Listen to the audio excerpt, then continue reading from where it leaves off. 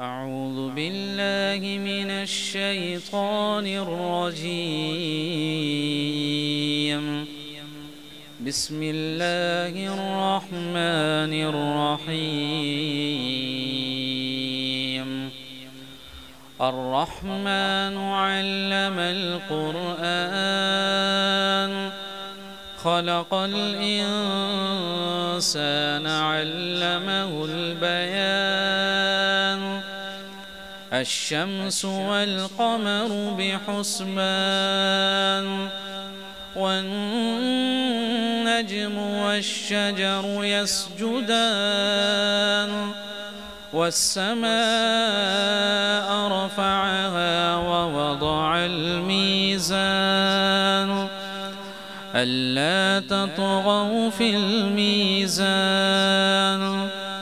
وأقيموا الوزن بالقسط ولا تخسروا الميزان والأرض وضعها للأنام فيها فاكهة والنخل ذات الأكمام والحب ذو العصف والريحان فبأي آلاء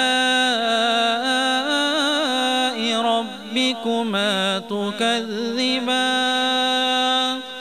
خلق الإنسان من صلصال كالفخار وخلق الجان من مارج من نار فبأي آلاء ربكما تكذبان رب المشرقين ورب المغربين فبأي آلاء ربكما تكذبان مرج البحرين يلتقيان بينهما برزخ لا يبغيان فبأي آلاء ربكما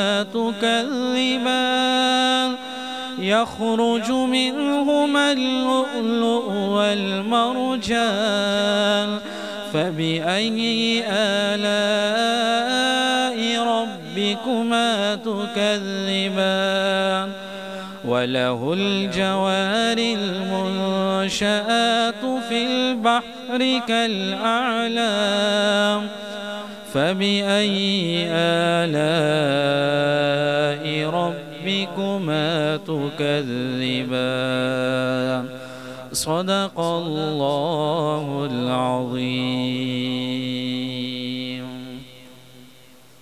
السلام عليكم ورحمة الله وبركاته. आज काफ़ी वक्फ़े के बाद आप सबसे दोबारा मुलाकात हो रही है। रिकॉर्डेड प्रोग्राम तो इस दौरान बहुत सारे हुए, लेकिन आपसे बिलमुशाफ़हा मुलाकात मेरे ख़्याल से कई सालों बाद हो रही है। अल्लाह रब्बुल इज़्ज़त मेरे आने को भी कबूल फ़रमाए और दर्स-ए-क़ुरान.com के शब व रोज़ की इन काविशों को, इन मेहनतों को, ख़ासकर हमारे भाई शफ़ीक़ अजमल साहब और उनकी पूरी टीम की मेहनत को अल्लाह रब्बुल इज़्ज़त कबूलियत अता फ़रमाए। हकीकत बात यह है कि जिस इस्तिक़ामत के साथ और जिस अंदाज से ये प्लेटफॉर्म काम कर रहा है, जिस इखलास के साथ, खुलूस के साथ, बग़ैर किसी दुनिया के लालच के और बग़ैर किसी इनकम के, ये चाहें तो इससे लाखों कमा सकते हैं। और आज की दुनिया में तो आप देखते हैं कि व्लॉगर्स और यूट्यूबर्स की तादाद कितनी हो चुकी है, लोग लाखों रुपए इनकम इससे कमा रहे हैं। लेकिन मैं ये कह सकता हूँ कि इन सब इस्लामी जितने भी इस वक्त चैनल चल रहे हैं, इस्लामी जितनी भी आप देख रहे हैं मुख्तलिफ़ नामों से, इन सब में अगर सबसे पुराना اور خلوص کے ساتھ کام کرنے والا ادارہ ہے تو وہ یہ درسقرآن.com ہے۔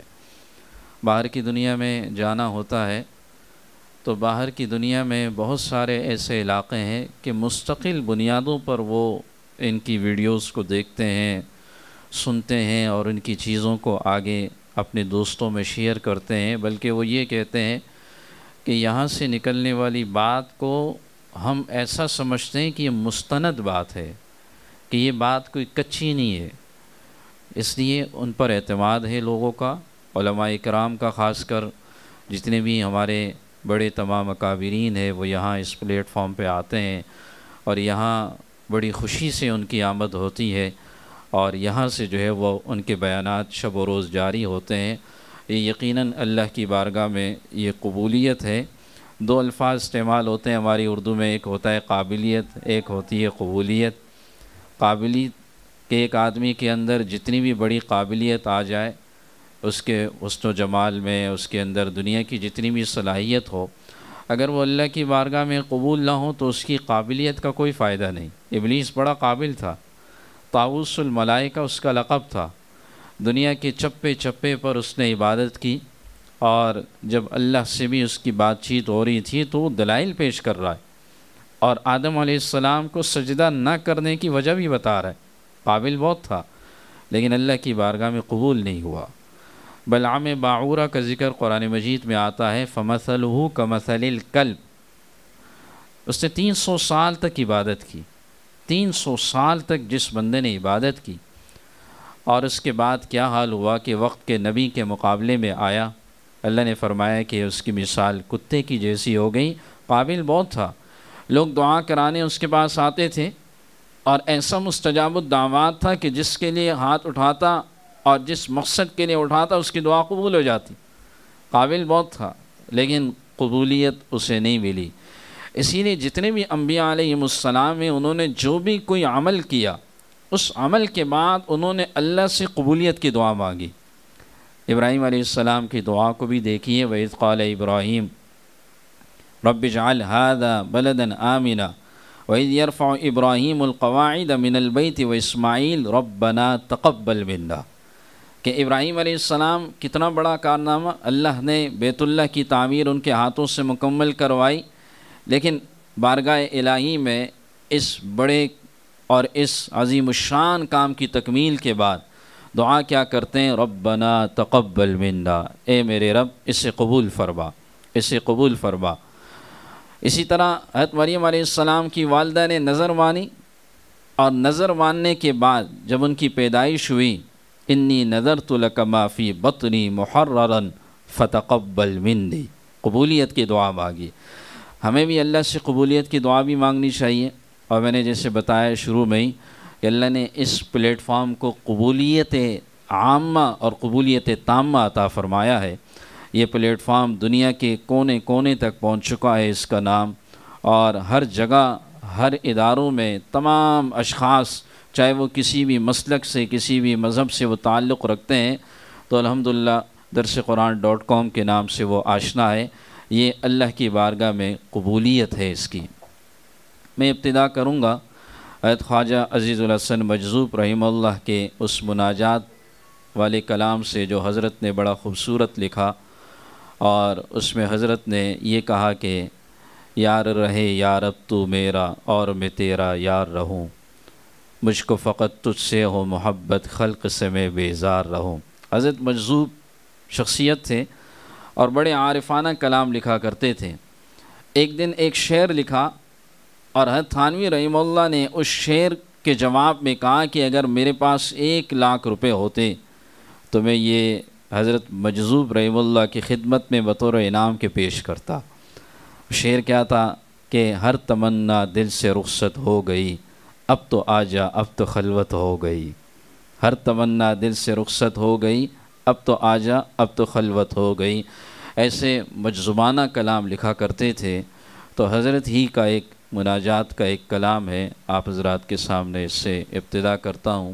تو حضرت نے کہا، اور کیا خوب کہا، یار رہے یا رب تو میرا اور میں تیرا یار رہوں، مجھ کو فقط تجھ سے ہو محبت، خلق سے میں بیزار رہوں، ہر دم ذکر و فکر میں تیرے مست رہوں، سرشار رہوں، ہوش رہے مجھ کو نہ کسی کا تیرا مگر ہوشیار رہوں، اب تو رہے بس تا دم آخر ورد زباں اے میرے الہ، لا الہ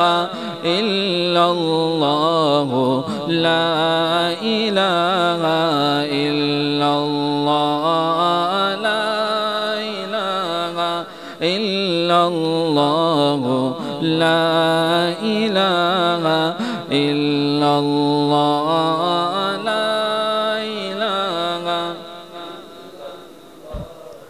لا الہ الا اللہ، تیرے سوا معبود حقیقی کوئی نہیں ہے، کوئی نہیں، تیرے سوا مسجود حقیقی کوئی نہیں ہے، کوئی نہیں، تیرے سوا مطلوب حقیقی کوئی نہیں ہے، کوئی نہیں، تیرے سوا مشہود حقیقی کوئی نہیں ہے، کوئی نہیں، اب تو رہے بس تا دم آخر ورد زباں اے میرے الہ، لا الہ الا اللہ، لا الہ الا اللہ، لا الہ،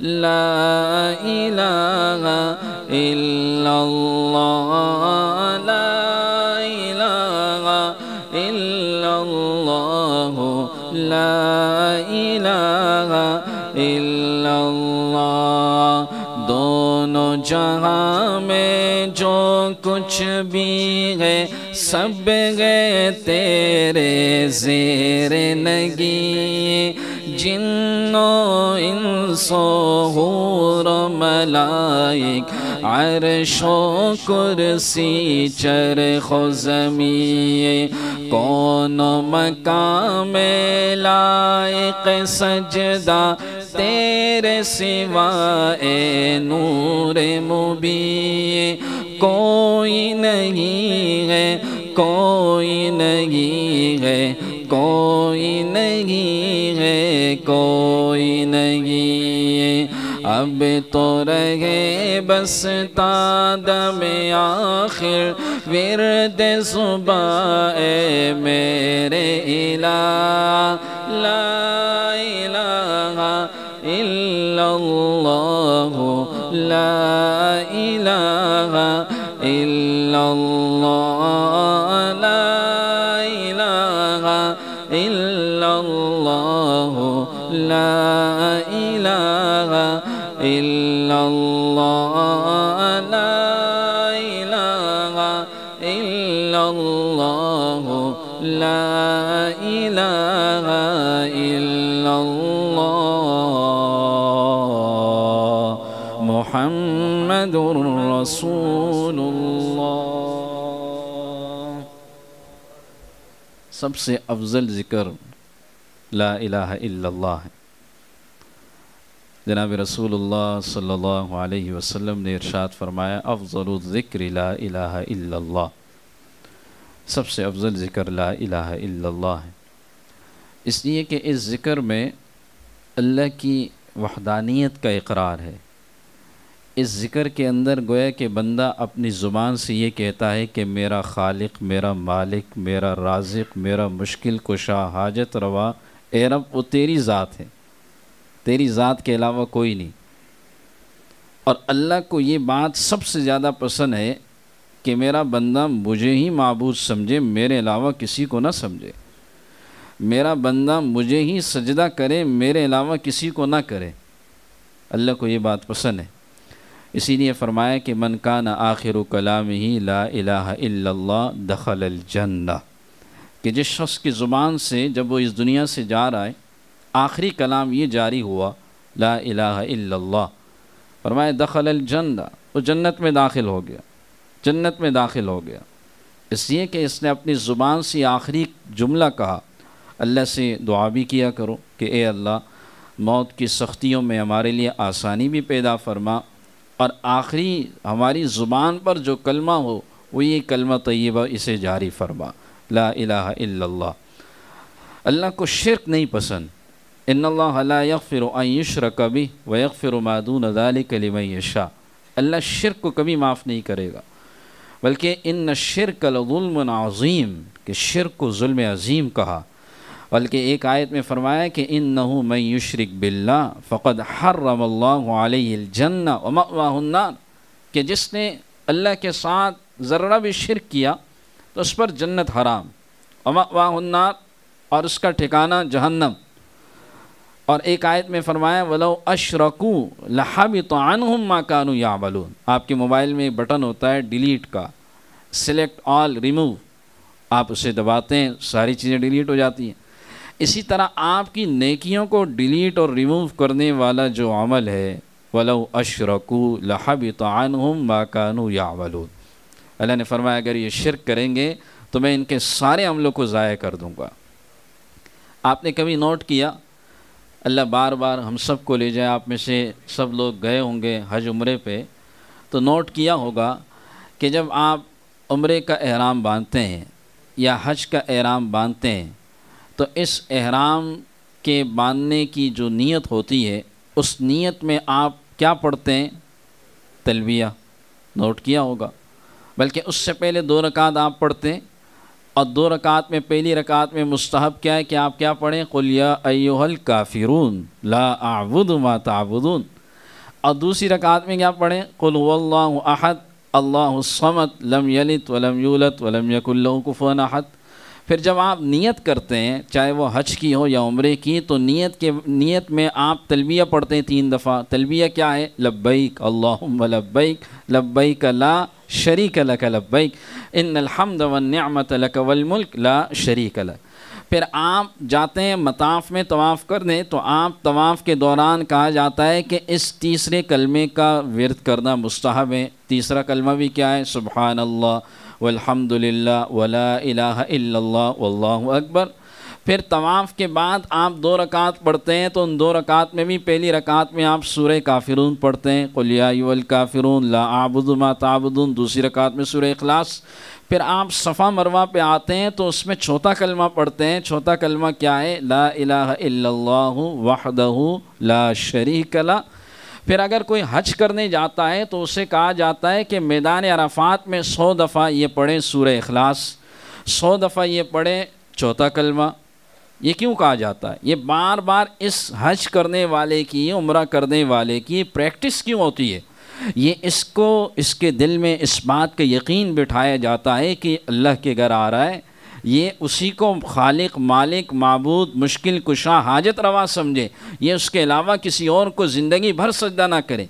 یہ اگر اولاد بھی مانگے تو یہ اولاد اسی کے در سے مانگے، یہ اگر کوئی حاجت بھی مانگے یہ حاجت اسی کے در سے مانگے، اس کے علاوہ کسی اور کے در سے نہ مانگے۔ صحیح بخاری شریف کی مشہور روایت عبداللہ ابن عباس رضی اللہ عنہ کو کیا فرمایا؟ وَعْلَمْ أَنَّ الْأُمَّةَ لَوْ اجْتَمَعَتْ عَلَىٰ أَن يَنْفَعُوكَ بِشَيْءٍ لَمْ يَنْفَعُوكَ إِلَّا بِشَيْءٍ إِلَّا قَدْ كَتَبَهُ اللَّهُ لَكَ۔ جان لے اگر ساری امت مل کر تجھے نفع دینا چاہے، تجھے ذرہ بھی نفع نہیں دے سکتی، إِلَّا قَدْ كَتَبَهُ اللَّهُ لَكَ، ہاں اللہ نے لکھا ہوگا تو نفع ملے گا، اور وَلَوِ اجْتَمَعَتْ عَلَىٰ أَن يَضُرُّوكَ بِشَيْءٍ، اگر ساری امت مل کر تجھے نقصان دینا چاہے تو تجھے نقصان نہیں دے سکتی، إِلَّا قَدْ كَتَبَ اللَّهُ لَكَ، مگر جو اللہ نے لکھا ہوگا تیرے حصے میں، تیرے مقدرات میں جو نقصان وہی ملے گا، اس کے علاوہ کوئی کچھ بھی نہیں کر سکتا۔ یہ نفع نقصان کا مالک اس رب کو سمجھے، یہ اولاد کا مالک، یہ رزق کا مالک، خالق، یہ ہر چیز کا مالک اس رب کو سمجھے گا۔ جب اس کا ایسے یقین بیٹھے گا تو پھر اس کے مشکلات حل ہونا شروع ہو جائیں گی۔ اللہ ہمیں ایسا یقین عطا فرمائے۔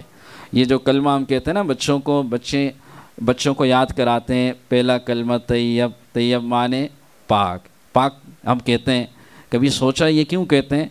طیب معنی پاک، یہ کلمہ پاک ہے شرک سے، یہ کلمہ پاک ہے جھوٹ سے، یہ ہم کہتے ہیں۔ جب ہم کہتے ہیں اس کا مطلب بھی سمجھے نا کہ کیوں کہتے ہیں کہ طیب معنی پاک، سب سے بڑی چیز یہ شرک سے پاک ہے۔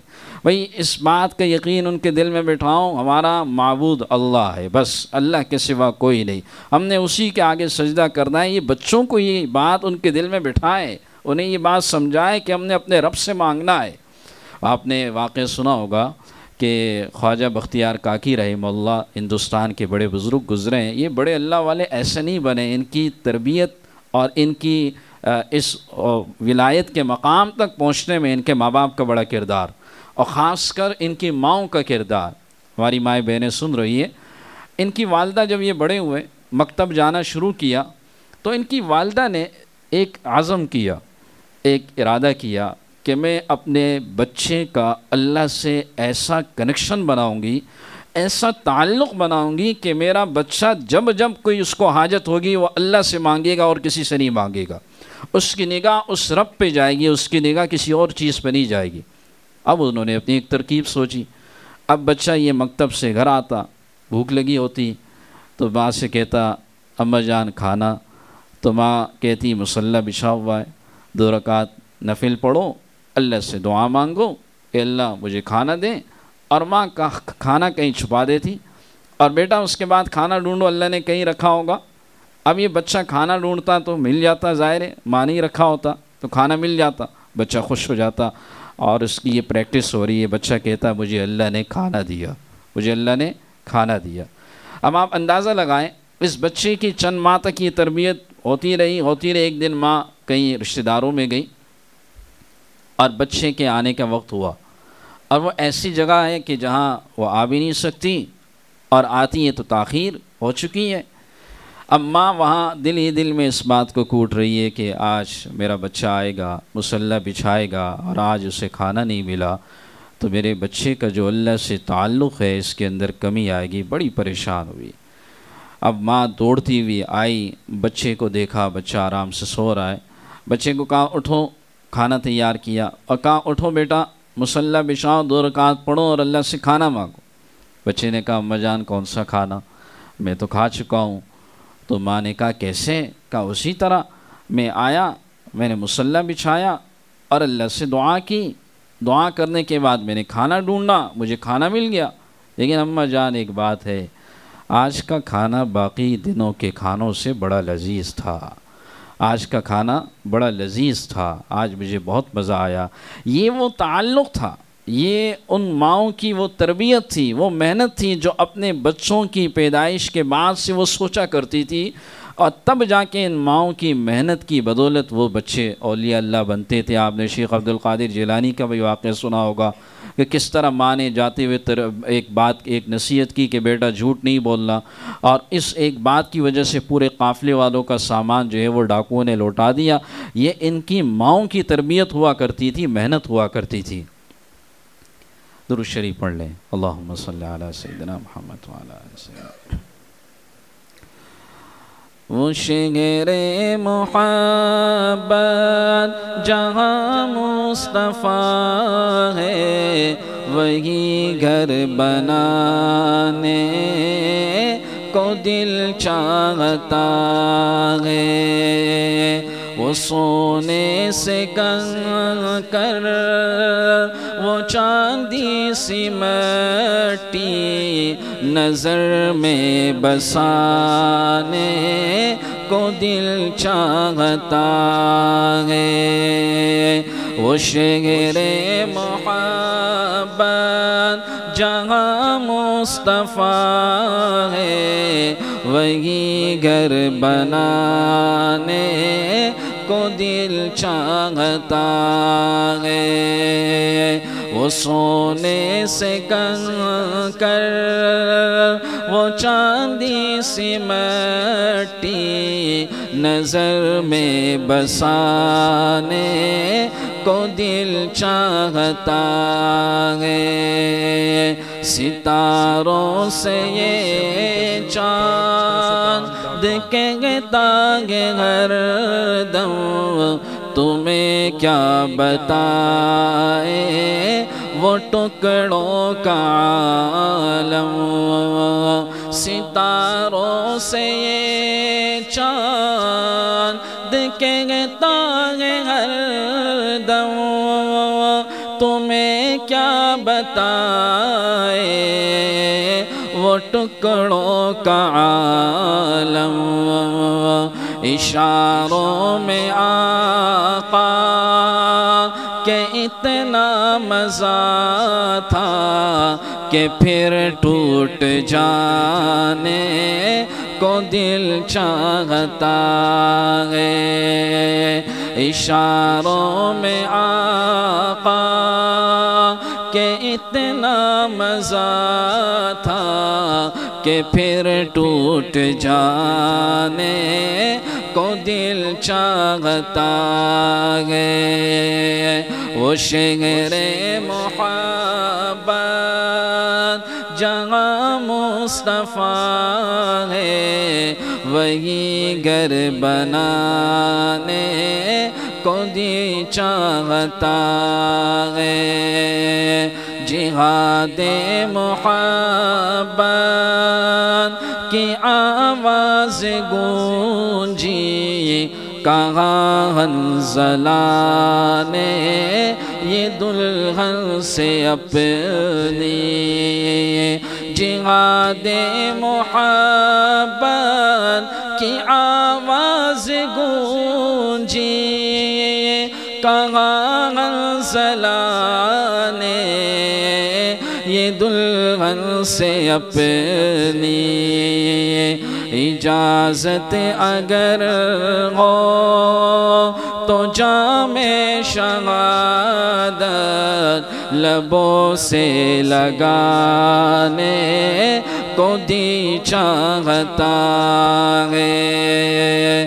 اجازت اگر ہو تو جام شہادت لبوں سے لگانے کو دی چاہتا ہے۔ وہ شہر محبت جہاں مصطفیٰ ہے، وہی گھر بنانے کو جی چاہتا ہے۔ وہ سونے سے کنکر، وہ چاندی سے مٹی، نظر میں بسانے کو جی چاہتا ہے۔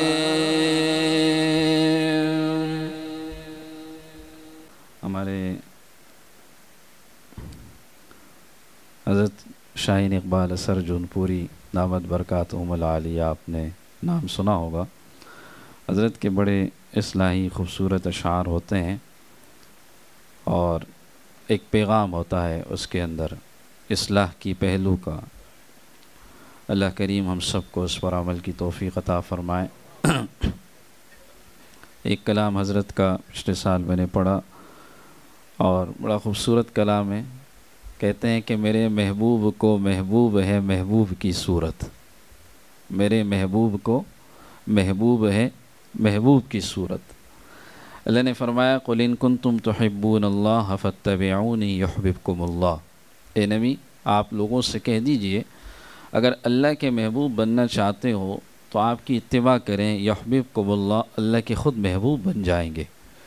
نکاح کے خطبے میں ایک روایت آپ سنتے ہیں اکثر کہ فمن رغب عن سنتی فلیس منی، کہ جو میری سنت سے اعراض کرے گا اس کا مجھ سے کوئی تعلق نہیں ہوگا۔ فرمایا آپ نے من احب سنتی فقد احبنی، جس نے میری سنت سے محبت کی اس نے مجھ سے محبت کی۔ ومن احبنی کان معی فی الجنہ، اور جو مجھ سے محبت کرے گا وہ جنت میں بھی میرا ساتھی ہوگا۔ نقش قدم نبی کے ہے جنت کے راستے، اللہ سے ملاتے ہیں سنت کے راستے۔ نبی کی سنتوں پر جو کوئی عامل نہیں ہوتا وہ کچھ بھی کر رہا ہو اس سے کچھ حاصل نہیں ہوتا۔ ہمیں نیت کرنی چاہیے، استقامت کی بھی کرنی چاہیے اور نیت بھی کرنی چاہیے۔ دنیا والوں کا حال یہ ہے کہ آپ کے بچے کی صورت کے مشابہ کوئی بچہ آئے، آپ اس سے پیار کرتے ہیں، محبت کرتے ہیں، بوسہ دیتے ہیں، کوئی چیز دیتے ہیں، اس لیے آپ کہتے ہیں 19-20 کا فرق ہے۔ تو کیا خیال ہے کہ جو محبوب کی صورت لے کر اس دنیا سے جائے گا تو اللہ اس سے محبت نہیں کریں گے؟ ضرور کریں گے۔ علامہ شبلی رحمہ اللہ نے کیا فرمایا، یا رب تیرے حبیب کی شباہت لے کر آیا ہوں، حقیقت اس کو تو کر دے، میں صورت لے کے آیا ہوں۔ ہمارے پاس صورت ہی ہے، باقی تو اعمال ایسے ہی ہیں، ہمارے اندر سے کھوکھلے ہم، اعمال میں بھی جان نہیں، اور جس طرح کے اعمال کرنے چاہیے اور جس انداز سے، جس خشوع خضوع کے ساتھ، ہم سب کا یہ حال ہے، تو جس خشوع خضوع کے ساتھ وہ عمل ہونا چاہیے۔ دنیا میں ہوتے ہیں تو دنیا داری، نماز میں ہوتے ہیں تو دکان ہماری نماز میں ہوتی ہے، نماز میں دنیا کا ہم حساب کر رہے ہوتے ہیں، اور کسی سے کوئی چیز گم ہو جائے، وہ نماز پڑھنا شروع کرے تو یاد آ جاتی ہے کہ وہ کہاں رکھی ہے میں نے۔ یعنی ہماری نمازیں اس قدر بے نور ہو چکی ہے، ہماری نمازوں میں وہ لذت ہی نہیں رہی، وہ سجدوں میں سرور نہیں رہا۔ حالانکہ لمبے لمبے سجدے جب ہم صحابہ کے واقعات سنتے ہیں، خدا حضرت صلی اللہ علیہ وسلم لمبی لمبی صورتیں، سورہ مائدہ، سورہ آل عمران، سورہ بقرہ، تو ہم سوچ بھی نہیں سکتے، ہم تو آخری چند مختصر سی صورتوں پہ رکوع پہ چلے آتے ہیں۔ پاؤں میں ورم آ جانا یہ کوئی معمولی بات نہیں ہے کہ کھڑے کھڑے انسان اتنا کھڑا ہو کہ پاؤں مبارک میں ورم آ جایا کرتے تھے۔ یہ اس لیے کہ ان میں اس نماز میں اور اس تلاوت میں وہ لذت ہوتی تھی، اور یہ لذت ہمیں مل جائے تو ہم پھر تنہائی ڈھونڈیں گے، کوئی خلوت کی جگہ ڈھونڈیں گے کہ بھئی کوئی تنہائی ملے، خلوت ملے، اور اس میں کھڑا ہو جاؤں اور اللہ کے حضور رونا دھونا کروں۔ ہمیں تو اس وقت یعنی جیسے دنیا میں ہم اتنے مگن ہیں، ان موبائلوں نے ہمیں ایسا تباہ کر دیا ہے کہ 2-2 3-3 گھنٹے ہم واٹس ایپ پہ اور فیس بک پہ لگے رہیں تو وہ لذت ایسی ملتی ہے کہ پتہ ہی نہیں چلتا، اور ساری رات بھی بیٹھے رہیں، ہمیں احساس ہی نہیں ہوتا، اس لیے کہ ہماری ترجیحات بدل گئی۔ ان کی ترجیحات الگ تھیں، ہماری ترجیحات الگ ہیں۔ ہماری ترجیحات اب زندگی اس کے ساتھ ایسے جڑ چکی ہے کہ وہ ایک ساتھی کہنے لگے کہ میں اٹھتا ہوں تو سب سے پہلے موبائل اٹھاتا ہوں، ایسی ہو چکی ہے کہا کہ اگر موبائل آگے پیچھے ہو تو پتہ نہیں ایسا خیال آتا ہے کہ کوئی حصہ جسم کا الگ ہے مجھ سے، کہ کوئی چیز مس ہو رہی ہے۔ ایسے ہمارے حالات ہو چکے ہیں۔ اس زمانے وہ وقت بھی تو چل رہا تھا، اس کے بغیر ہمارے جتنے بھی بزرگ موجود ہیں ان کے بھی اوقات چل رہے تھے، وہ زندگی گزر رہی تھی۔ ہم نے اپنے آپ کو اس کے ساتھ جوڑ دیا، ہم نے اپنے آپ کو اس کے تابع کر دیا، اسے ہمارے تابع ہونا چاہیے تھا، ہم نے اپنے آپ کو اس کے تابع کر دیا، اور ان کی جو سوچ تھی وہ کامیاب ہو گئے۔ ضرورت کی حد تک ٹھیک ہے، اس سے انکار نہیں، لیکن جس طرح ہم جا رہے ہیں اور جس انداز سے ہم آگے بڑھ رہے ہیں تو یہ بڑا خطرناک وقت آنے والا ہے۔ جناب رسول اللہ صلی اللہ علیہ وسلم کی ایک روایت سناتا ہوں، آپ نے فرمایا ایک وقت ایسا آئے گا کہ فتنے ایسے آئیں گے جیسے کہ بارش کے قطرے گرتے ہیں، یا جیسے کہ رات شروع ہوتی ہے تو آہستہ آہستہ گپ گپ اندھیرا شروع ہو جاتا ہے، ایسے فتنے آئیں گے۔ فرمایا ان فتنوں میں بچنے کی کیا صورت ہوگی؟ فتنوں میں کا یا تو ایک صورت ہوگی کہ کسی جنگل میں چلے جاؤ، اور یا ایک صورت یہ ہوگی اپنے گھر کا دروازہ بند کر لو، یا کسی اچھے لوگوں کی صحبت میں آ جاؤ۔ اب آج کے دور میں جنگل میں جانا تو مشکل ہے، اور وہاں بھی آپ کو وائی فائی مل ہی جائے گا، نیٹ مل ہی جائے گا۔ آج کے دور میں گھر کے کمرے میں بند ہو جائے، کسی بھی کونے میں جائے، نیٹ تو وہاں بھی ملتا ہے، تو آپ دنیا سے ویسے ہی کنیکٹ ہیں۔ ایک ہی وہ رہ جاتی ہے کہ آپ نیک لوگوں کی اور اچھے لوگوں کی صحبت میں، اور خاص کر مساجد کے ساتھ اپنا تعلق جوڑ کے رکھیں۔ مسجد ایسی ہے ایمان والے کے لیے جیسے کہ مچھلی پانی سے نکالی جائے وہ تڑپتی ہے، اور مسجد اگر ایمان والے کی زندگی سے نکل گئی تو اسے بھی تڑپنا چاہیے۔ مومن مسجد میں ایسے خوش ہوتا ہے جیسے مچھلی پانی میں خوش ہوتی ہے۔ فرمایا کسی کے مسجد آنے جانے کو دیکھو تو اس کے ایمان کی گواہی دیا کرو، یعنی یہ مومن بندہ ہے، اس کے ایمان کی گواہی دیا کرو۔ ہماری 5 وقتہ نمازیں، خاص کر ہماری فجر کی نماز مسجد کے اندر ہونی چاہیے، جماعت سے ہمیں اس کا اہتمام ہونا چاہیے، آپس میں جو ہے وہ ساتھیوں کے ساتھ جھوڑ اور اسی طرح مسجد کے اندر دروس وغیرہ میں ہمیں شریک ہونا چاہیے۔ آدھا علم آپ سیکھیں گے جب آپ جمعے میں پہلے وقت میں جائیں گے۔ ایک شخص نے بڑی اچھی بات کی، کہا مجھے آدھا علم اور مسائل آ چکے ہیں، اس لیے کہ میں پہلے وقت میں جاتا ہوں مسجد میں، شروع سے میری عادت ہے۔ پہلے وقت میں آپ جائیں گے، ساری بات سنیں گے تو ویسے ہی آدھا علم آپ کے پاس آ جائے گا۔ اللہ کریم عمل کی توفیق عطا فرمائے۔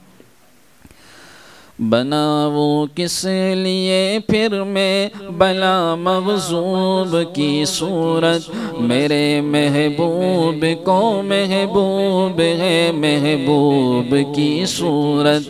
بناؤں کس لیے پھر میں بھلا مغضوب کی صورت، میرے محبوب کو محبوب ہے محبوب کی صورت۔ بناؤں کس لیے پھر میں بھلا مغضوب کی صورت، میرے محبوب کو محبوب ہے محبوب کی صورت۔ رخ نازک پہ لگتی ہے اثر جب اسطورے کی ضرب دکھائی دیتا ہے گویا کسی مضروب کی صورت۔ کہاں پھر انتساب آخر مناسب ہے نبی کے ساتھ، اگر نسبت نہیں رکھتی کسی منسوب کی صورت۔ میرے محبوب کو محبوب ہے محبوب کی صورت، میرے محبوب کو محبوب ہے محبوب کی صورت۔ مخالف شکل کیوں ہے باوجود دعوی الفت، پسند آئی نہیں کیا آپ کو محبوب کی صورت۔ میرے سرکار کی سنت مکرم ہے منور ہے، سمجھتے ہیں اسے پھر آپ کیوں معیوب کی صورت۔ میرے محبوب کو محبوب ہے محبوب کی صورت، میرے محبوب کو محبوب ہے محبوب کی صورت۔ لباس اغیار کا صورت عدو کی طور دشمن کے، ذرا دیکھے تو کوئی مسلم مرعوب کی صورت۔ خدا کے دین کو خود پر اگر غالب نہیں رکھا تو پھر رہنا پڑے گا دغر میں مغلوب کی صورت۔ میرے محبوب کو محبوب ہے محبوب کی صورت، میرے محبوب کو محبوب ہے محبوب کی صورت۔ سوز دل چاہیے چشم نم چاہیے اور شوق طلب معتبر چاہیے۔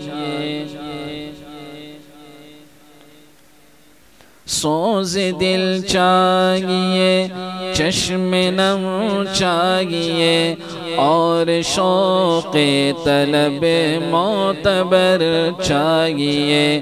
ہو میسر مدینے کی گلیاں اگر آنکھ کافی نہیں ہے نظر چاہیے۔ اللہ ہم سب کو بار بار نصیب فرمائے۔ ہو میسر مدینے کی گلیاں اگر آنکھ کافی نہیں ہے نظر چاہیے۔ سوز دل چاہیے، چشم نم چاہیے، اور شوق طلب معتبر چاہیے۔ ان کی محفل کے آداب کچھ اور ہے، لب کشائی کی جرت مناسب نہیں۔ ان کی سرکار میں التجا کے لیے، ان کی سرکار میں التجا کے لیے، جنبش لب نہیں چشم تر چاہیے، سوز دل چاہیے، چشم نم چاہیے، اور شوق طلب معتبر چاہیے۔ ایک نوجوان تھا اس سال حج پہ، تو مکہ مکرمہ میں ہم موجود تھے۔ وہ کہنے لگا کہ مجھے رونا نہیں آتا، اور میں نے بڑے گناہ کیے ہیں، بڑا اللہ کا گناہ گار ہوں۔ دل میرا ایسا سخت ہو چکا ہے کہ کبھی کبھی قبض کی ایسی کیفیت آ جاتی ہے کہ رونا نہیں آتا، اور دل جتنا کالا ہوتا جاتا ہے، گناہ سے سخت ہوتا جاتا ہے، پھر وہ نیکی کی بات بھی اثر نہیں کرتی، اور راستہ ہی بند ہو جاتا ہے۔ تو کہنے لگے کہ میں پریشان ہوں۔ ہم نے کہا مدینہ منورہ اس کے بعد جانا ہے، تو انشاءاللہ اللہ نے چاہا تو آپ کی یہ پریشانی دور ہو جائے گی۔ مدینہ منورہ ہم گئے تو سلام کے لیے ساتھ ہی جا رہے تھے، اور یہ نوجوان آگے آگے ہے، اور جیسے ہی روزے اطہر پہ پہنچے، اس نے ایک چیخ ماری اور ایسا رونا شروع کیا۔ اللہ ہم سب کو ایسی حاضری نصیب فرمائے کہ چشم تر والی۔ ان کی سرکار میں التجا کے لیے، جنبش لب نہیں چشم تر چاہیے، سوز دل چاہیے، چشم نم چاہیے، اور شوق طلب معتبر چاہیے۔ ہو میسر مدینے کی گلیاں اگر، آنکھ کافی نہیں ہے نظر چاہیے۔ رونق زندگی کی بہت دیکھ لی، اب میں آنکھوں کا اپنی کروں گا بھی کیا۔ اب نہ کچھ دیدنی ہے نہ کچھ گفتنی، مجھ کو آقا کی بس ایک نظر چاہیے، سوز دل چاہیے، چشم نم چاہیے، اور شوق طلب معتبر چاہیے۔ ہو میسر مدینے کی گلیاں اگر، آنکھ کافی نہیں ہے نظر چاہیے۔ وہ جس کے لیے محفل کونین سجی ہے، فردوس بری جس کے وسیلے سے بنی ہے، وہ جس کے لیے محفل کونین سجی ہے، فردوس بری جس کے وسیلے سے بنی ہے، وہ ہاشمی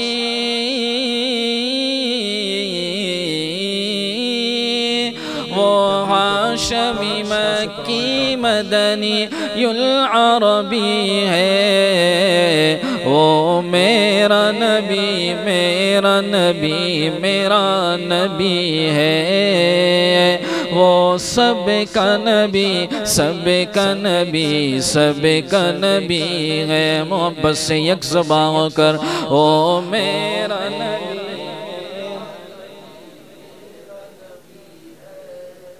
وہ سب کا نبی سب کا نبی سب کا نبی ہے، وہ میرا میرا نبی ہے، وہ سب کا نبی، سب کا نبی، سب کا نبی ہے۔ والشمس ضحیٰ چہرہ انور کی جھلک ہے، واللیل سجا گے سوئے احمد کی لچک ہے۔ اللہ نے آپ کو کتنا حسین بنایا۔ حضرت جابر بن سمرہ رضی اللہ تعالی عنہ فرماتے گئے کہ 14ویں کا چاند چمک رہا تھا، میں مسجد نبوی میں حاضر ہوا، جناب رسول اللہ صلی اللہ علیہ وسلم خوبصورت جوڑا زیب تن فرمائے ہوئے تھے۔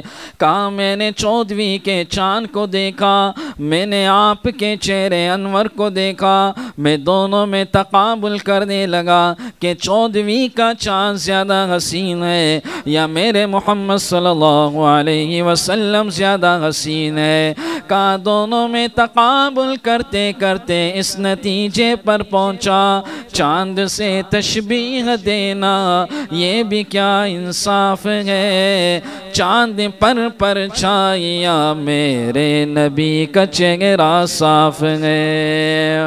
حضرت حسان بن ثابت رضی اللہ تعالی عنہ نے لکھا وَأَحْسَنُ مِنْكَ لَمْ تَرَ قَطُّ عَيْنِي وَأَجْمَلُ مِنْكَ لَمْ تَلِدِ النِّسَاءُ، آپ سے زیادہ حسین میری آنکھ نے نہیں دیکھا، آپ سے زیادہ خوبصورت کسی ماں نے نہیں جنا، خلقت مبرأ من کل عیب، آپ کو ہر عیب سے پاک پیدا کیا گیا، کأنک قد خلقت کما تشاء، گویا کہ جیسے آپ نے چاہا ویسے اللہ آپ کو بناتا گیا۔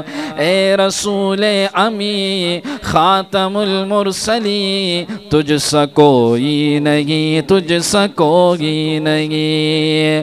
والشمس ضحیٰ چہرہ انور کی جھلک ہے، واللیل سجا گے سوئے احمد کی لچک ہے، عالم کو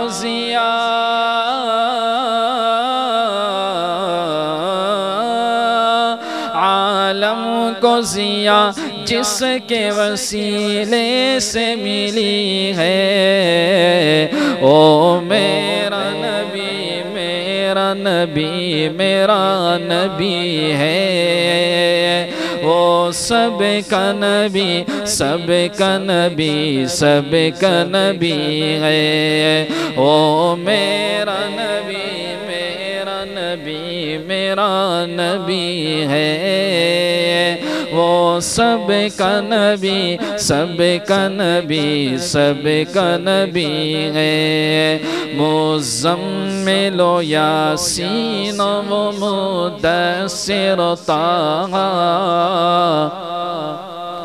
کیا کیا نئے القاب سے مولا نے پکارا، جس ذات کا قرآن میں بھی ذکر جلی ہے، وہ میرا نبی، میرا نبی، میرا نبی ہے، وہ سب کا نبی، سب کا نبی، سب کا نبی ہے، جس درجہ زمانے میں تھی مظلوم یہ عورت، پھر کس کی بدولت ملی اسے عزت و رفعت، عورت کو یہ مقام کہاں سے ملا؟ حضور اکرم صلی اللہ علیہ وسلم کی آمد سے پہلے وَإِذَا الْمَوْءُودَةُ سُئِلَتْ، بچیوں کو زندہ دفن کیا جاتا تھا۔ آج لوگ کہتے ہیں کہ اسلام نے جو ہے وہ عورتوں پر پابندی لگائی ہے، عورتوں کے حقوق چھینے، حالانکہ اسلام نے جتنے عورتوں کے حقوق دیے اور جس انداز سے دیے وہ دنیا کے کسی مذہب میں نہیں ہے، دنیا کے کسی بھی مذہب میں نہیں۔ آپ کی آمد سے پہلے کے احوال کو دیکھیں، ایک صحابی بخاری شریف کا واقعہ ہے کہ ایک شخص اسلام قبول کرنے کے لیے آیا اور کہنے لگا کہ میرا گناہ بڑا ہے، میرا گناہ بڑا ہے، تو کیا وہ اسلام سے معاف ہو جائے گا؟ آپ نے فرمایا گناہ تو بتاؤ، زنا کیا، شراب پی، چوری کی، اس سے بھی بڑا گناہ ہے۔ اس سے بھی بڑا گناہ ہے۔ کہا کون سا گناہ ہے؟ تو اس نے اپنا گناہ بتایا۔ اس نے کہا کہ میں سفر پہ جا رہا تھا اور میری اہلیہ امید سے تھی، اور میرا سفر کافی لمبا تھا، سالوں کا تھا۔ تو میں سفر پہ گیا، پیچھے بچی کی ولادت ہوئی، میں سفر سے واپس آیا۔ میری اہلیہ کو پتہ تھا کہ اگر مجھے بچی کا پتہ چلے گا تو میں اسے زندہ دفن کر لوں گا، تو میری اہلیہ نے اس بچی کو، وہ بڑی ہو گئی تھی، اسے پڑوس کے گھر میں ہی رکھا، اور مجھے شروع میں یہ بتاتی رہی پڑوسی کی بچی ہے۔ تو کہا کہ وہ بچی آتی کچھ دیر اور کھیلتی کودتی پھر چلی آتی۔ ایک دن وہ مانوس ہونے لگی، تو ایک دن میں نے پوچھا یہ بچی کون ہے؟ اہلیہ نے دیکھا کہ میری انسیت اس سے ہو چکی ہے، تو اہلیہ نے پھر پورا واقعہ بتایا کہ آپ ہی کی بچی ہے۔ کہا ایک دن میں آیا اور بیت اللہ کے پاس ابو جہل بیٹھا تھا، اور مجھ سے کہنے لگا سر محفل میں کہ سنا ہے تمہارے گھر کوئی بچی پیدا ہوئی ہے، کل کو تمہارا کوئی داماد ہوگا۔ کہنے لگے کہ اس کی یہ بات میرے دماغ پر ایسی لگی کہ ساری رات میں جو ہے وہ اسی طرح اس بات کو سوچتے ہوئے میں نے گزاری۔ اگلے دن میں نے اپنی اہلیہ سے کہا بچی کو تیار کرو، اسے اچھے کپڑے پہناؤ، میں نے اسے گھمانے لے جانا ہے۔ کہ اس بچی کو تیار کیا، اور میں اس بچی کا ہاتھ پکڑا، اس نے میری انگلی پکڑی اور اسے میں لے جاتا رہا، اور میں اس جگہ سے دور کسی جنگل ویرانے کی طرف، راستے میں بچی کھیلتی کودتی اچھلتی جیسے بچوں کا ہوتا ہے کہ ہم کہاں جا رہے ہیں، گھومنے جا رہے ہیں، خوش ہوتی ہنستی مسکراتی۔ جنگل میں پہنچے، میں نے ایک گڑھا کھودنا شروع کیا، وہ بچی اپنے دوپٹے سے میرا پسینہ پوچھتی ابو آپ یہ کیا کر رہے ہیں، اور اس کے بعد کبھی دھوپ کی چھاؤں مجھ کو دینے کی کوشش کرتی۔ اسے کیا پتہ تھا کہ جب وہ گھڑا بنا تو میں نے اپنی بچی کو اس کے اندر لٹایا۔ وہ چیختی رہی کہ آخری ایک دفعہ اپنی والدہ سے ملاقات تو کرا دیں۔ کہ میں اتنا بدبخت تھا، میرا دل اتنا سخت ہو چکا تھا کہ میں نے اسے دفنا دیا۔ صحابی فرماتے ہیں کہ رسول اللہ صلی اللہ علیہ وسلم اس کی بات سن رہے، اور آپ کی مبارک آنکھوں سے آنسوؤں کی لڑیاں جاری ہیں، ٹپ ٹپ کے آپ کے قطرے گر رہے ہیں، اور آپ نے فرمایا الاسلام یہدم ما کان قبل، اسلام گزشتہ گناہوں کو مٹا دیتا ہے۔ گناہ تو بڑا ہے، آج بھی آپ جائیں تو حرم میں وہ ایک جگہ ہے جہاں پر انہوں نے چار دیواری کی ہوئی، ابھی تک اس میں کوئی عمارت نہیں بنائی، کہا جاتا ہے کہ وہ جگہ ہے جہاں یہ بچیوں کو دفناتے تھے۔ لیکن جب آپ تشریف لائیں تو آپ نے کیا فرمایا کہ جس کی دو بیٹیاں ہوں ان کی اچھی تربیت کریں، اچھی جگہ ان کا نکاح کروائیں۔ کیا فرمایا میرا وہ امتی قیامت والے دن جنت میں ایسے قریب ہوگا جس طرح یہ انگلیاں ملی ہوئی ہے۔ صحابی رسول نے عرض کیا حضور دو نہ ہو تین ہو تو کیا ہوگا؟ فرمایا کہ تین ہو، اچھی تربیت کی، میرا وہ امتی بھی قیامت کے دن میرے ایسے قریب ہوگا۔ صحابی رسول نے عرض کیا دو نہ ہو تین نہ ہو، ایک بیٹی ہو تو کیا ہوگا؟ فرمایا ایک ہو، اس کی بھی اچھی تربیت کی، میرا وہ امتی بھی قیامت والے دن جنت میں میرے ایسے قریب ہوگا۔ آپ نے اس معاشرے میں کہ جہاں بچیوں کو ایسی بے حیثیت سمجھا جاتا تھا، آپ نے اس معاشرے میں اپنی صاحبزادی سیدہ فاطمۃ الزہرا رضی اللہ عنہا کے بارے میں کیا فرمایا؟ فاطمۃ بضعۃ منی، فاطمہ تو میرے جگر کا ٹکڑا ہے۔ آپ نے اس معاشرے میں، عورت عائشہ صدیقہ رضی اللہ عنہ کیا فرماتی ہے کہ وہ آپ کی صورت کے، آپ کے چال ڈھال کے مشابہ تھی۔ جب آپ تشریف لاتے ہیں، آپ کے استقبال میں کھڑی ہوتی، آپ کا ہاتھ اپنے ہاتھ میں لیتی، اسے بوسہ دیتی، آپ کی پیشانی کو بوسہ دیتی، اور اسی طرح جب وہ آپ کے گھر تشریف لاتی تو آپ اسی طرح کھڑے ہوتے۔ اور کیا فرماتی ہیں کہ آپ سفر پہ جاتے تو آخری چہرہ جس کا آپ دیدار کرتے اور فاطمۃ الزہرا رضی اللہ عنہ ہوتی، سفر سے واپس آتے پہلا چہرہ جس کی آپ زیارت کرتے اور فاطمۃ الزہرا رضی اللہ عنہ ہوتی۔ یہ محبت سکھائی۔ قرآن میں بھی اللہ نے جہاں ذکر کیا وہاں یہب لمن یشاء اناثا، پھر ذکر کیا ویہب لمن یشاء الذکور، اللہ جس کو چاہے لڑکیاں دیں، جس کو چاہے لڑکے دیں۔ مفسرین کا اس بات پر آپس میں اختلاف ہے کہ لڑکوں کو عام معاشرے میں اچھا سمجھا جاتا ہے، اللہ نے لڑکیوں کا ذکر پہلے کیا، تو علماء نے اس کا جواب لکھا کہ جس گھر میں لڑکی کی پیدائش ہوتی ہے وہ رحمت بن کر آتی ہے، اور اللہ رحمت سے حساب نہیں ہوگا، رحمتوں کا حساب نہیں لیتا، اللہ نعمت کا حساب لے گا، بچہ نعمت ہوتا ہے۔ اور اس ایک جواب یہ بھی دیا کہ ایک روایت آتی ہے کہ رسول اللہ صلی اللہ علیہ وسلم نے ارشاد فرمایا جب بچی پیدا ہوتی ہے تو ایک فرشتہ اپنے پر بچھاتا ہے اس گھر میں اور دعا کرتا ہے کہ اے اللہ اس کی پرورش کی ذمہ داری جس کے کندھے پر ہے، اے اللہ اس کی موت تک اپنی مدد اس کے ساتھ شامل حال فرما، یہ فرشتہ اس کے لیے دعائیں کرتا ہے۔ تو بچیوں کی پیدائش پر نہ خفا ہوا کریں۔ خود آپ علیہ السلام کی بھی بیٹیاں تھیں، بلکہ ان کی پیدائش پر بھی عقیقہ کیا کریں۔ جس طرح لڑکوں کی پیدائش پر خوش ہوتے ہیں، اسی طرح بچیوں کی پیدائش پر اس سے بھی زیادہ خوشی منایا کریں۔ اس لیے علماء لکھتے ہیں کہ ایک جیسے ہمارے یہاں معاشرے کے اندر اب تو الحمدللہ بچیوں کو بھی پڑھایا جاتا ہے، پہلے زمانے میں اس کا رواج کم تھا۔ عورتوں کو اور بچیوں کو زیادہ پڑھانا چاہیے کہ اور خاص کر دینی تعلیم، کہ اگر کوئی بچی پڑھتی ہے تو وہ خاندان پڑھتا ہے، اگر کوئی فرد پڑھتا ہے، ایک مرد پڑھتا ہے تو ایک فرد پڑھتا ہے، بچی پڑھتی ہے تو ایک خاندان گویا کہ وہ دیندار بن جاتا ہے۔ میں آخری کلام پیش کر کے اس کے بعد دعا کریں گے۔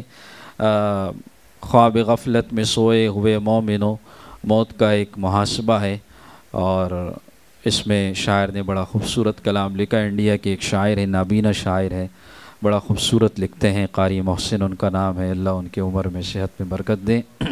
تو شاعر نے کہا، اور کیا خوب کہا، خواب غفلت میں سوئے ہوئے مومنو، عیش و عشرت بڑھانے سے کیا فائدہ، آنکھ کھولو اٹھو یاد رب کو کرو، عمر یوں ہی گنوانے سے کیا فائدہ، خواب غفلت میں سوئے ہوئے مومنو، عیش و عشرت بڑھانے سے کیا فائدہ، اپنے رب کو جوانی میں بھولا ہے تو، اور طاقت کے بوتے پہ پھولا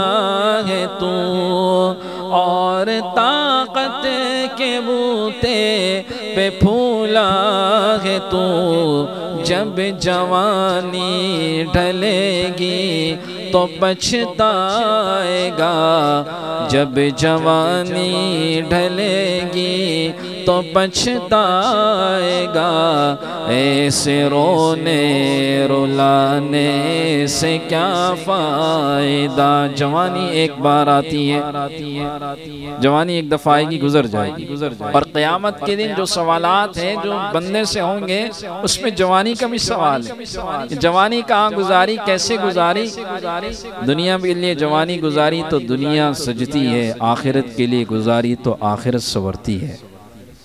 جوانی کی حفاظت بھی کرنی چاہیے، اور اس جوانی کی عبادت اللہ کو پسند ہے۔ حدیث شریف میں رسول اللہ صلی اللہ علیہ وسلم نے ارشاد فرمایا، اللہ جوانوں کی توبہ سے خوش ہوتا ہے، جوانوں کی توبہ سے خوش ہوتا ہے۔ بڑھاپے میں تو آ کر بھیڑیا بھی خاموش ہو جاتا ہے۔ ہمارے ایک عام سی بات ہے کہ جس کے بال سفید ہو جائیں تو کہتے ہیں بوڑھے میاں اللہ اللہ کرنے کا وقت ہے، یہ غلط بات ہے۔ اللہ اللہ کرنے کا وقت تو جوانی میں، اللہ اللہ کرنے کا وقت تو جوانوں کا ہے۔ اور اسی طرح ایک اور بھی بات ہے کہ لوگ بڑھاپے کے اندر آ کر حج کا سوچتے ہیں، اب تو الحمدللہ یہ ٹرینڈ چینج ہو گیا ہے، جوانی کے اندر یہ عبادت ہونی چاہیے۔ اللہ اللہ کرنے کا وقت جوانی کے اندر ہے۔ جوانی میں نفس کی خواہشات بھی ایک طرف، اور یہ اس کے باوجود جو ہے وہ اپنے نفس کے خواہشات کو دبا کے یہ لمبے لمبے سجدے کرتا ہے، نوافل پڑھتا ہے، نفلی روزے رکھتا ہے، تو اللہ کو اس کی ادا تو پسند آئے گی۔ جب جوانی ڈھلے گی تو پچھتائے گا، ایسے رونے رلانے سے کیا فائدہ، آنکھ کھولو اٹھو یاد رب کو کرو، عمر یوں ہی گنوانے سے کیا فائدہ، تھا حکومت فرعون کو بھی نشہ، ظلم پر ظلم خلقت پہ کرتا گیا، ظلم پر ظلم خلقت پہ کرتا گیا، جب سمندر میں ڈوبا تو کہنے لگا، جب سمندر میں ڈوبا تو کہنے لگا، اس حکومت کے پانے سے کیا فائدہ، آنکھ کھولو اٹھو یاد رب کو کرو، عمر یوگی گنوانے سے کیا فائدہ۔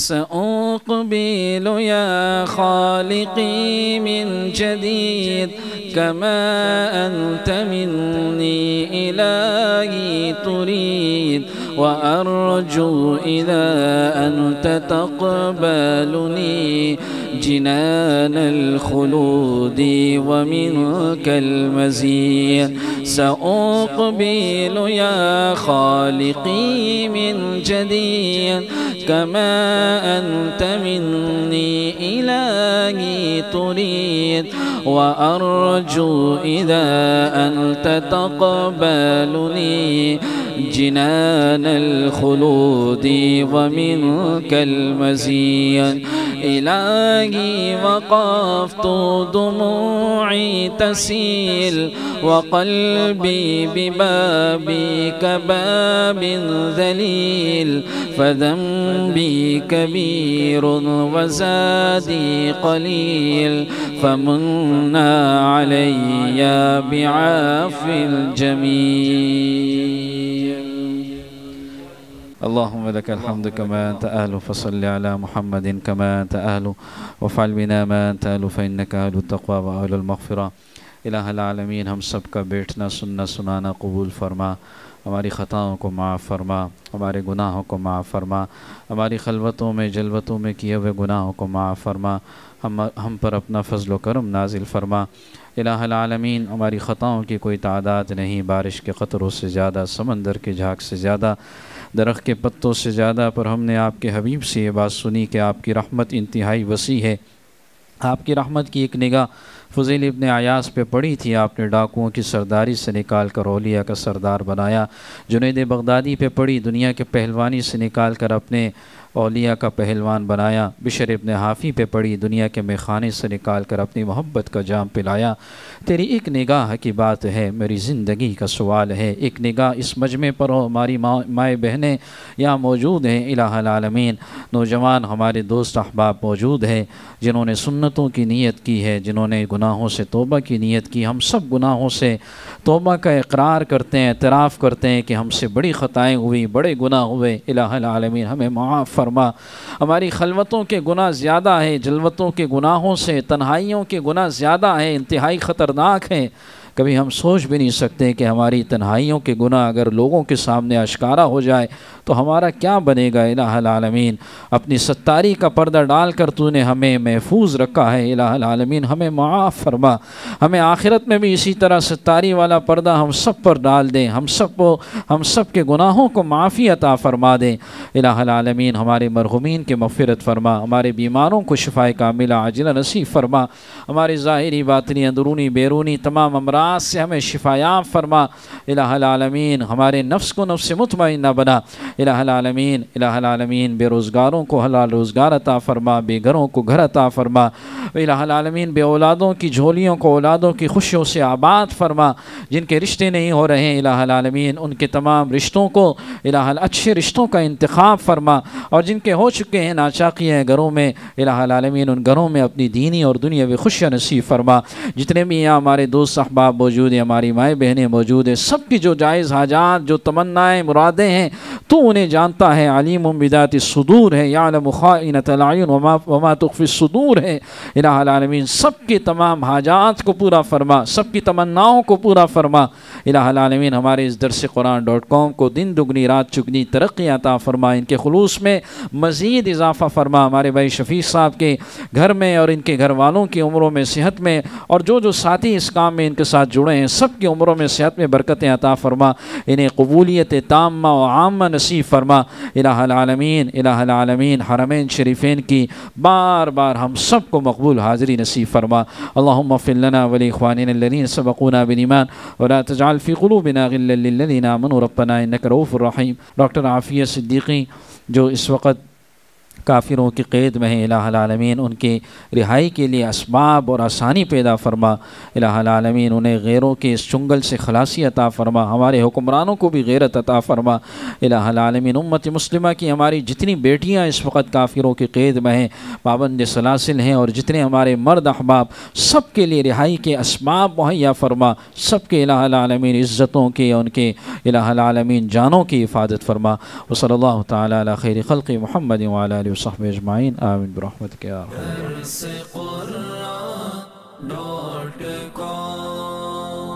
www.darsequran.com